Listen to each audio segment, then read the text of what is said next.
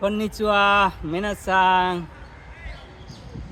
আমি এই আমি শব্দটাকে জাপানিজ ভাষায় কিভাবে বলতে হয় আজকে আমরা একটু আলোচনা করব।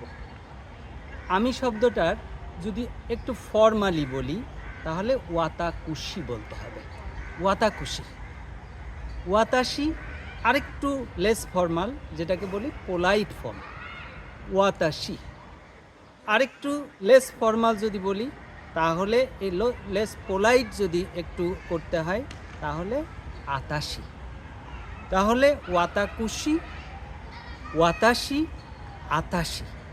এরপরে আরও দুটো ক্যাজুয়াল শব্দ ব্যবহার করা হয়, সেটা হচ্ছে বকু, বকু এবং তারপরে ওরে।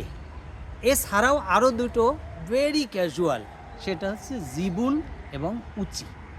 এই সমস্ত আমি শব্দটাকে যদি আমরা প্লুরাল করে উই করি, মানে আমরা করি, তাহলে এর সাথে তাচি সাফিক্স যোগ করতে হবে, তাচি। তাহলে ওয়াতাকুশি তাচি মানে আমরা, ওয়াতাশি তাচি মানে আমরা, বকু তাচি, ওরে তাচি, এইভাবে আমরা প্লুরাল বলব। এরপরে তুমি শব্দটাকে আমরা কিভাবে বলবো? তুমি হচ্ছে আনাতা। আনাতা হচ্ছে পোলাইট ফর্ম এবং ফর্মাল ফর্ম, আনাতা। এটাকে লেস ফর্মাল করলে আন্তা, আন্তা।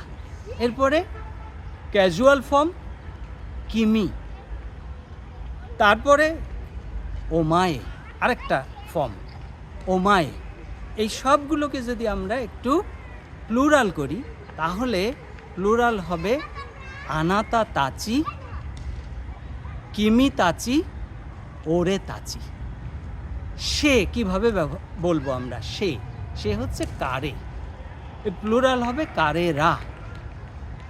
যদি মেয়ে হয় তাহলে হবে কানোজো, কানোজোকে প্লুরাল করলে কানোজো তাচি। তাহলে এই যে আমরা এখন সবগুলো আমরা আলোচনা করলাম, সেখান থেকে আমরা দেখতে পাচ্ছি যে বাংলার সাথে এবং ইংরেজির সাথে একটু পার্থক্য আছে, অনেকগুলো ফর্ম।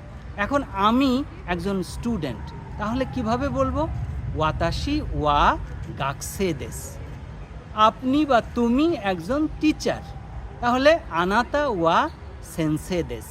আরিগাতো গোজাইমাস।